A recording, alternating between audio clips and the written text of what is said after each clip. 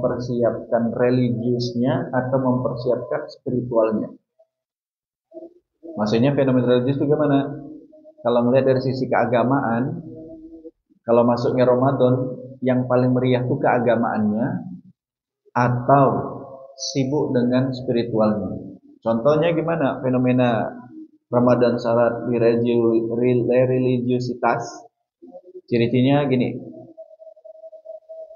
Ada orang yang dia mau masuk bulan Ramadan, dia mempersiapkan yang paling kuat adalah pengennya sahur apa.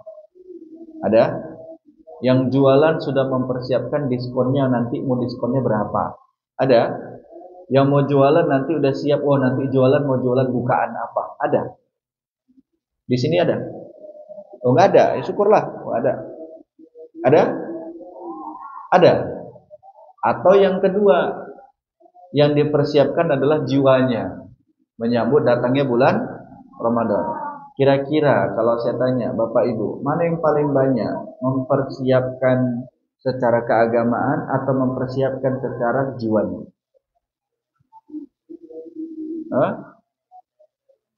Nanti rame nih tukang ayam, tukang daging, tukang bumbu, rame itu nanti. Percaya? Apakah salah Ustaz? Enggak. Karena berbahagia ya, datang menyambut datangnya bulan mulia, bahagia. Tapi apakah itu menjadi tolak ukur utama? Tidak. Hal yang paling menarik adalah Bapak Ibu, ketika Rasulullah mengatakan ada nanti dari kaumku yang ternyata berpuasa hanya dapat apa? Menahan dahaga dan lapar ya. Ini sempat coba saya pelajari. Ternyata pemaknaan ini adalah ternyata ada orang berpuasa hanya dengan raganya atau dengan jasadnya, tapi dia tidak berpuasa dengan jiwanya. Jadi maksudnya itu gimana itu? Orang yang datang bulan Ramadan itu, ketika dia berpuasa, dia hanya disibukkan dengan sesuatu yang tidak membatalkan. Contohnya apa? Berpuasa jasad itu cuma gini modelnya. Ciri-cirinya dia sahur dari subuh sampai maghrib, dia berhasil tidak makan, tidak minum, dan juga tidak berhubungan suami istri. Pertanyaan saya, apakah orang ini dikatakan sedang berpuasa? Puasa? Puasa. Apa yang dipuasakan? Raganya, jasadnya. Tapi apakah orang ini termasuk mempuasakan jiwanya? Belum tentu. Padahal nanti hisab yang paling besar, hisab yang paling utama dari puasa kita itu adalah bagaimana puasa itu mempuasakan jiwanya. Ya, apa judulnya hari ini? Puasa jiwa. Baik. Kalau cuma nggak makan, nggak minum, nggak berhubungan badan, cuma itu doang, terus apa bedanya sama anak-anak? Betul nggak? Nah, siapa golongan orang yang masuk dalam kategori puasa jiwa? Maka ciri-cirinya itu dia paham dasar apa dia berpuasa. Maka dalam Al-Quran, ya ayyuhalladzina amanu kutiba alaikumusiyam kama kutiba alal ladzina min qablikum la'allakum tattaqun. Prinsip dari puasa simpel aja. Prinsip orang berpuasa takwa. Saya ulangi, prinsip utama orang yang berpuasa adalah takwa. Bukan sibuk menunggu lebaran. Makanya mohon maaf Bapak Ibu, mumpung kita di sini belajar bab ini, jangan sampai tiap tahun yang dipuasakan masih jasadnya saja, tapi tidak dengan jiwanya. Kullu amali bani Adam yudha'aful hasana ashrun amsalha ila sab'imi'ati di'fin qala azza wa jalla. Setiap amalan kebaikan oleh manusia itu dilipat gandakan dengan 10 kebaikan semisal hingga 700 kali lipat. Lalu apa di situ? Qala Allah azza wa jalla illa shauma fa innahu liwa ana. Kecuali amalan puasa. Kenapa? Karena perbuatan puasa itu adalah untukku. Maka wa ana azazibih, dan akulah sendiri yang akan membalasnya. Berarti secara tidak langsung puasa itu adalah pendekatan jiwa seorang hamba kepada Allah. Itu dulu, pendekatan jiwa seorang hamba kepada Allah. Siapa orang yang termasuk mempuasakan jiwanya, maka muncul di sini kata Imam Ali bin Abi Thalib, ciri-ciri orang yang berpuasa sampai pada predikat takwa itu adalah, kata Imam Ali, ciri-ciri takwanya adalah yang pertama al-khaufu minal jalil, munculnya rasa takut kepada Allah. Rasa takut itu gimana? Takut bermaksiat, juga takut meninggalkan apa yang diperintahkan oleh Allah, juga takut melakukan apa yang dilarang. Ini namanya prinsip jiwa. Bu, Pak, Bapak Ibu bisa nggak ngomong sama orang puasa? Ya, puasa lah. Bisa? Bisa. Betul nggak? Diam-diam ngambil wudhu, kumur 3 kali, yang terbuang 2 kali. Satunya kemana? Hah? Telan. Pertanyaannya, orang tahu nggak? Enggak. Kenapa? Karena hanya dirinya yang tahu. Terus, saya buka lagi nih. Mudah-mudahan yang pernah melakukannya tobatan nasuhan. Dia berpuasa, lapar, haus, nggak berhubungan suami istri, dia lakukan sampai selesai maghrib. Tapi dengkinya nggak hilang. Ada? Oh, nggak ada ya, Masya Allah orang sini. Ada. Berarti ini orang belum sampai puasa itu sampai pada jiwanya. Dia puasa tapi tidak mampu menjaga pandangannya. Dia puasa tidak mampu menjaga hatinya. Dia puasa tidak mampu menjaga lisannya. Maka orang yang seperti ini berarti dia belum berpuasa dengan jiwanya.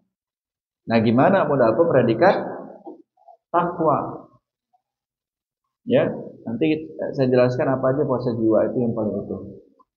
Maka dari sini kita sama-sama melihat gitu ya. Ternyata orang yang berpuasa dengan jiwanya, an Abi Hurairah radhiyallahu anhu Rasulullah sallallahu alaihi wasallam qala as-siyamu junnatun fala yarfus wa la yajhal wa in amruhu qatalahu aw syatamahu falyaqul. Nah, artinya adalah puasa itu sebetulnya adalah benteng jiwa. Maksud benteng jiwa itu gimana? Maka janganlah berbuat rofats. Atau rofats itu apa? Perkataan yang sampai menyinggung orang lain. Perkataan yang sia-sia. Makanya saya heran kalau ada orang puasa tapi gosipnya nggak puasa. Habis sahur sambil jemur kain, ngapain? Berarti ini orang tidak sedang kelihatan berpuasa. Udah itu apa? Wala yajhal. Jangan sampai berbuat kejahilan. Nah, makna kejahilan itu apa ya? Berbuat yang sia-sia. Berbuat yang apa? Kalau bahasa kita di sini lebih ke gak ada manfaat gitulah.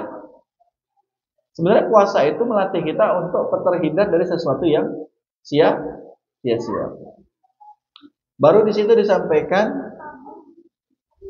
wa in amru'u qatalahu aw syatamahu falyaqul inni shaim. Ketika ada orang yang ngajak bertengkar, ngajak berdebat, maka apa kata Rasulullah SAW? Katakan falyaqul, katakan padanya inni shaim. Kabarnya itu sungguh aku sedang berpuasa. Berarti artinya apa? Bukan hanya menahan lapar dan haus, tapi menahan nafsu syahwat. Marratain, bahkan sampai kau ulang 2 kali supaya tegas Orang itu tahu kalau aku sedang berpuasa. Walladzi nafsi biyadihil qulufa fi mas-shaima qad yatubu indallahi ta'ala. Maka aku berpuasa, jiwaku di tangannya. Sudah? Sungguh bau mulut orang yang berpuasa lebih harum dari sisi Allah Ta'ala daripada wangi misik. Maksudnya apa ini? Bukan berarti pula sepanjang ibu, bapak ibu mentang-mentang wangi puasa itu misik, napas ibu kasih semua sama orang, misik. Puasa. Ini namanya ngelece. Ya. Nah, jadi poinnya apa? Puasa jiwa itu menghindari satu hal yang sifatnya itu merusak nilai puasa agar kita tidak masuk dalam kategori hanya menerima lapar dan haus saja. Maka orang yang berpuasa dengan jiwanya salah satunya adalah pasti dia mampu menahan 3 hal. 1, lisannya. 2, telinganya. Yang ketiga, hatinya. Jadi apa poinnya itu? Poin intinya adalah orang yang berpuasa dengan jiwanya terjaga 3 hal. Bolehlah ditambah dengan mata. Lalu muncul persoalan terbesar kita di sini Bapak Ibu. Bagaimana dengan orang yang ternyata tidak berpuasa dengan jiwanya, dia hanya memikirkan bagaimana berbalas dendam. Maka orang tersebut belum hilang sifat rakusnya. Oke, kita bongkar di sini Bapak Ibu. Apa ciri-ciri orang yang hari ini berpuasa, yang nanti berpuasa, ternyata ciri-cirinya belum berpuasa jiwanya. Maka mohon maaf, maka masih muncullah sifat rakusnya. Tahu sifat rakus? Coba sekarang simpelnya gini, Bapak Ibu, saat nanti puasa, yang benar yang mana saat berbuka? Membatalkan atau makan? Hah? Batalkan atau makan? Membatalkan dengan yang manis-manis lalu sholat.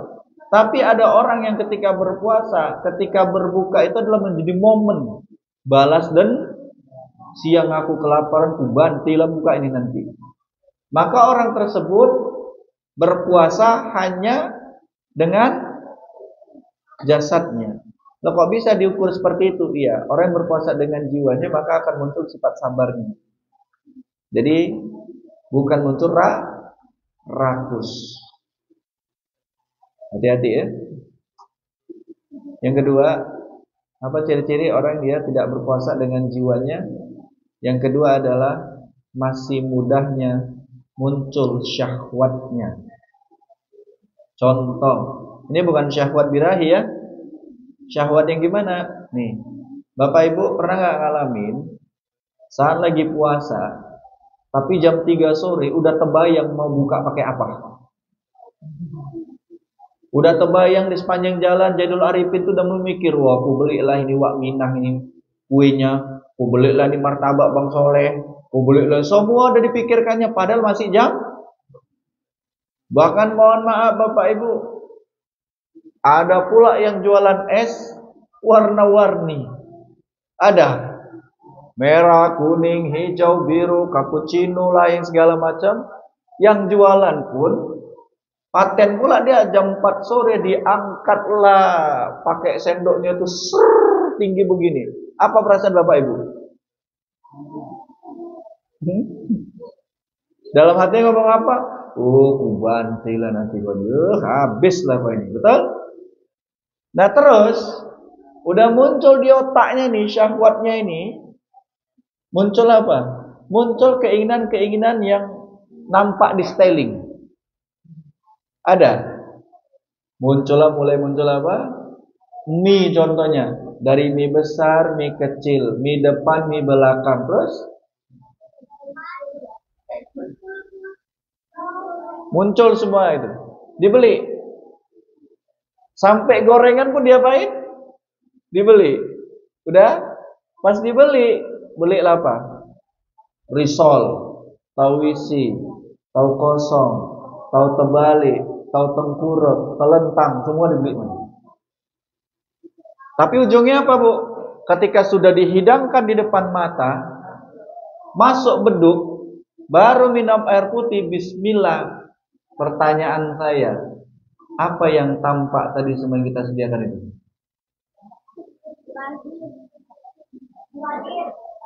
Nah, ini jawabannya. Ternyata maksiatnya orang yang berpuasa adalah mubazir. Ya selalu lah. Ngegas pula itu. Saya ulangi. Maksiatnya orang yang berpuasa adalah mubazir. Gimana maksudnya? Bu, izin ya. Kita waktu nggak berpuasa, ya, kita jarang mubazir, betul nggak? Bila berpuasa, bazir. Akhirnya mohon maaf ini, yang dibeli tadi tak temakan. Kalau udah tak temakan, mengomonglah si anak tadi sama emaknya, mak banyak kali lah kue ini mak. Siapa yang hendak ngabiskan ini? Datang emaknya pun paten juga. Ya udahlah, kau antar aja ke Tajul Madras itu. Kasih sama orang tadarus tuh habis yang itu sama orang itu. Hei, melek. Kalau mau ngasih sama orang tadarus, jangan sisa. Niatkan dari awal. Hina kali orang baca Quran dikasih barang sisa. Untung bukan di masjid ini. Ada yang gitu? Diam kan semua. Ustaz, daripada terbuang Ustaz, bukan daripada terbuang. Kenapa tidak diukur? Pak, kita kan tahu mengukur kebutuhan kita sama keluarga, betul nggak? Belilah sesuai dengan kebutuhan. Kalau memang niat mau memberikan, niatkan dari awal. Aku belikanlah sebungkus untuk nanti malam orang ini tadarusan, atau aku belikanlah untuk nanti bukaan di masjid. Bukan sudah tersisa. Orang ini pun kenyang juga di sini, Bu. Tak tengok meriah juga buat puasa di sini. Cuma tak pernah.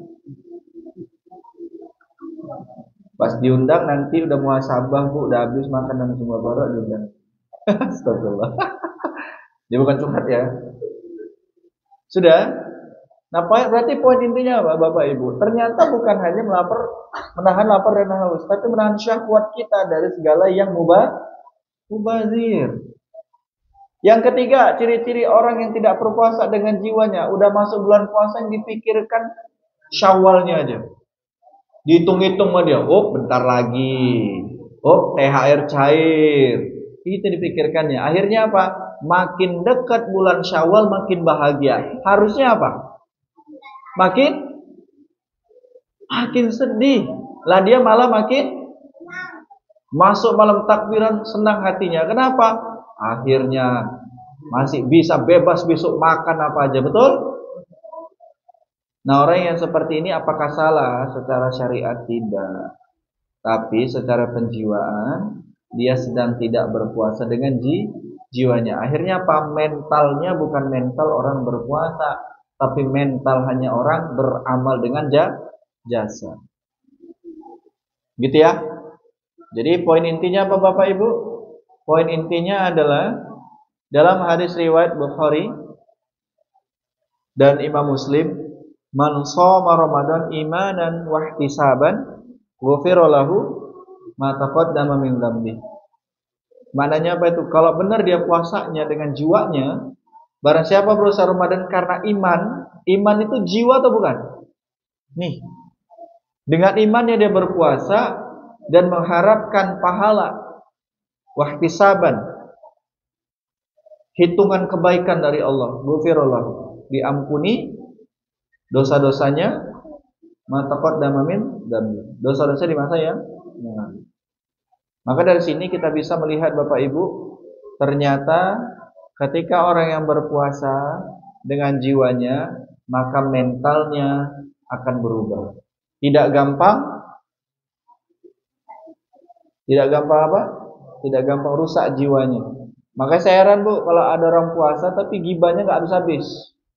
Ada pernah lihat orang berpuasa tapi ngerepet aja ada? Di mana itu? Hah? Kenapa kalian tunjuk-tunjukan, Bu? Tunjuk-tunjukan pula di belakang situ. Ini. Pak, Bu, pernah nggak ngelihat orang berpuasa tapi masih dendam aja sama orang, ada? Dendamnya kayak mana, Bu? Pas buka bersama pula itu. Contohnya apa? Nih, buka bersama di Masjid Tajul Madras. Ya kan? Masuklah sekawan tuh, udah muncul dengkinya. Ih, jijik kali aku kalau datang dialah. Ini puasa ini. Wow, rame pula anak-anak masuk. Waduh, masuk anak-anak, berkurang risol. Lah, ini berarti dia tidak sedang apanya? Jiwanya. Jadi itu kelihatan ya nanti ya, kelihatan. Bapak Ibu izin. Bapak Ibu nanti kalau sahur itu juga ketahuan ini. Sahur itu makan secukupnya atau makan seenaknya. Makanya Bu, kapan waktu sahur terbaik? Waktu sahur terbaik adalah sudah mau dekat waktu subuh. Itulah waktu paling baik sahur. Supaya apa? Tertahan syahwat ini tidak berlebihan. Bu, ambillah secukupnya Pak, bukan sebanyak-banyaknya. Dia ketipu Pak. Wah, sahur yang banyak lah aku biar tahan. Makin banyak makin lapar. Kenapa? Karena kembang lambungnya. Makanya secukupnya. Makanya saya berusaha kalau sahur itu Bu, ala kadarnya aja. Nasi pakai telur dadar udah cukup. Sebelahnya rendang. Sebelahnya sayur gulai. Sebelahnya ini juga ya. Secukupnya aja. Ya, karena kita melatih mental sederhana. Baik, itulah salah satu puasa jiwa, hati yang terjaga di hadapan Allah. Dan saya doakan Bapak Ibu, nanti kita mendapati bulan Ramadan yang terbaik, insya Allah. Amin ya rabbal alamin. Baik, ada yang mau diskusi?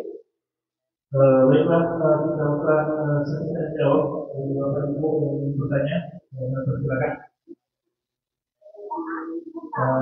Sambil menunggu pertanyaan Bapak Ibu sekalian, insya Allah besok masjid ada program buka puasa di Syakban.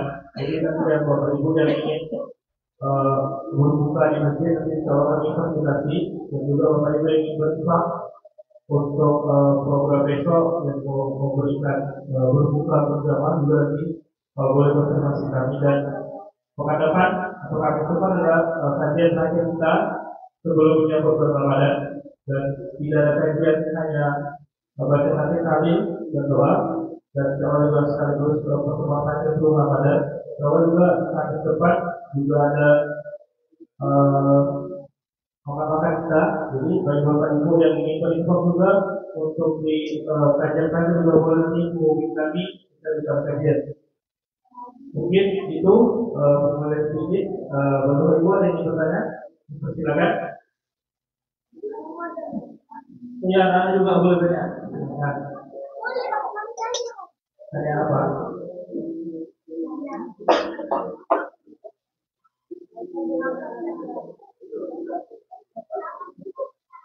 Udah. Baik. Ada yang ingin bertanya? Atau kita tutup? Oh ya, baik Pak.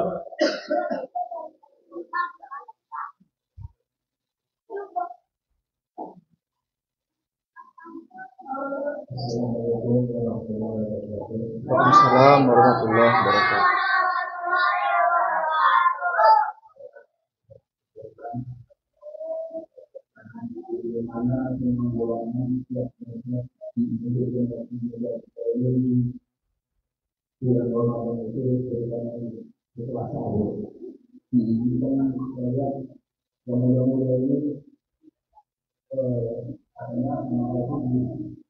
Jadi bagaimana kiranya cara kita giatnya untuk mengarahkan anak-anak kita ini dengan janda. Baik Pak, insya Allah ya. Ada lagi? Mungkin dari ibu atau orang belum bertanya? Ini cukup satu aja. Boleh juga yang bertanya? Oke. Baik. Kalau bicara kiat Pak, saya pernah dapat nasihat dari guru kami. Beliau ingin mengatakan gini, dia mengatakan sama kami gini. Jika kita ingin membangun sebuah peradaban yang baik dengan anak muda, maka peradaban kebaikan itu tidak bisa dipungkiri, pintu pertamanya adalah orang tuanya. Ya, saya ulangi, pintu pertamanya adalah orang tuanya. Kalau saya Pak, secara pribadi saya sangat tegas mendidik anak saya. Tidak ada istilah habis sahur keluar sana, keluar sini, jalan sana, jalan sini. Dan itu dimulai dari mana? Dari kesadaran orang tua. Kenapa? Hari ini muncul namanya fenomena yang tanda kutip ya, dari bahasanya saja sudah negatif. Asmara subuh. Itu berarti apa? Ya. Kalau dulu zaman saya kecil, keluar subuh itu main mercon, Pak. Ini anak siapa ini?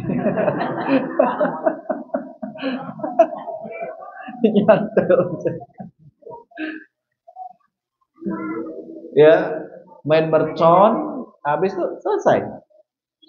Kalau anak sekarang beda Pak. Yang saya lihat di lapangan, nggak main mercon, main perasaan sama orang. Yang boncengan lah, yang saling teguran lah, begitu jadinya. Maka apalagi anak saya perempuan Pak, saya jaga banget Pak. Jadi kalau kita bicara ini bla-bla sampai A sampai Z, tapi tidak dimulai dari orang tuanya, saya rasa mohon maaf Pak, kalau bukan kita sebagai orang tua, siapa yang paling peduli dengan anak kita? Jadi pintunya dimulai dari mana? Orang tua. Setidaknya nasihat itu sampai. Gitu ya Pak.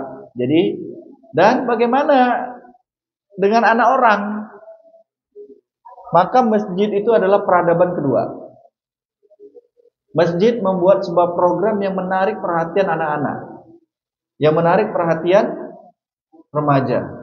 Contoh misalnya, siapa yang rajin tarawih dan sholat di Masjid Tajul Madras, maka anak-anak nanti di malam takbiran dapat hadiah sepeda. Mas pilih kan ini kursi kapan-kapan gitu. Nah itu kan sebagai apa? Sebagai motivasi. Bisa.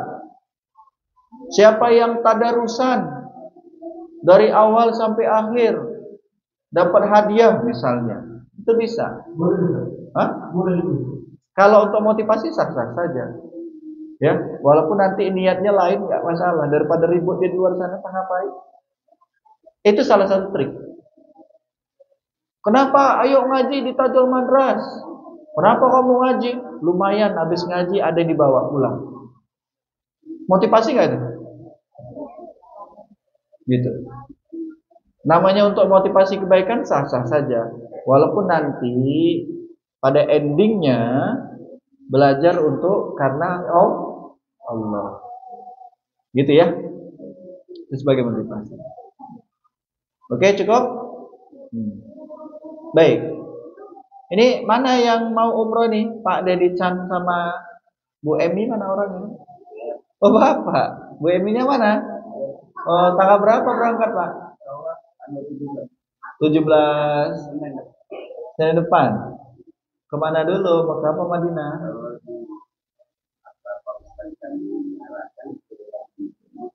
Langsung ke Mekah, habis itu ke Madinah. Masya Allah ya. Kayaknya jumpa kita Pak, Insya Allah. Karena saya tanggal 24 juga berangkat ke Madinah. Baru lanjut nanti Ramadannya di kota Mekah. Ya, Insya Allah. Saya doakan ya Pak, mudah-mudahan Pak Dedi Caniago ini kan dan Bu Emi Insya Allah pulang nanti menjadi umroh yang mabrur. Dan yang mengaminkan insya Allah diundang juga sampai ke Baitullah. Ya, insya Allah sebelum Allah wafatkan kita, Allah izinkan kita bisa bersujud di Baitullah. Amin ya rabbal alamin. Yuk kita beristighfar kepada Allah. Astagfirullahaladzim. Astagfirullah.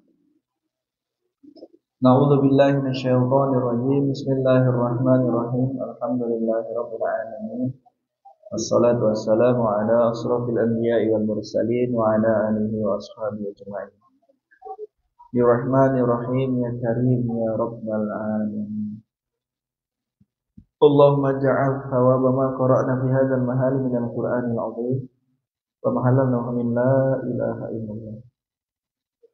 Hadiyatan ila ruh Nursiyah binti Nurdin Syamsuardi bin Datuk Maruhun Ambon Sori bin Abdullah Sifat Sultan Palembang dan Erijal bin Rahmat Ramli bin Abdurrahman Zainab binti min Jinnu man istama'naha huna bis-sabari wa talawna al-Qur'anil azim min ajli wa anta la yasma'u bismihi ya rabbal alamin. Allahumma ighfir lahum warhamhum wa'afihim wa'fu anhum wa akrim nuzulahum wa wasi' madkhalahum wa azil bima'i wasabi wal barad wa naqihim ya khataya kamina tasawul abyad min ad-danas wa abdul hudarun khairan min darihim wa ahlan khairan min ahlihim wa zawjan khairan min zawjihim wa adkhilhum jannata wa 'aisha min 'adzabil qabri wal fitnatihim wa min 'adzabil nar. Ya Allah, ridailah pertemuan kami malam hari ini. Jadikanlah ini jalan Engkau memberikan keridhaan kepada kami, ya Allah. Ya Allah, mudahkan juga ya Rabb bagi saudara kami Bapak Dedi Caniago dan Bu Eni. Engkau mudahkan dari keberangkatan sampai kembali ke tanah air dalam keadaan mencapai sehat walafiat dan keridhaan. Engkau mudahkanlah proses pelaksanaan umrahnya ya Rabb, dari mulai berniat dengan ihramnya, dengan tawafnya, dengan sa'inya, bahkan sampai tahallulnya, sehingga dengan kembalinya nanti ke tanah air mendapati umrah yang mabrur dan mabrurah. Ya Allah, bagi kami yang belum pernah hadir ke sana, mudahkanlah ya Rabb, sebelum kami wafat nanti, kami pun Engkau undang sampai ke Baitullah. Ya Allah, berkahilah pertemuan kami malam hari ini dengan cinta dan rahmat-Mu. Rabbana zalamna anfusana wa in lam taghfir lana wa tarhamna lanakunanna minal khasirin. Rabbana atina fid dunya hasanah wa fil akhirati hasanah wa qina adzabannar. Sallallahu wasallam alaihi. Alhamdulillahirabbil alamin. Barakallahu fikum wa ma'ana bis-shawab. Assalamualaikum warahmatullahi wabarakatuh. Alhamdulillah.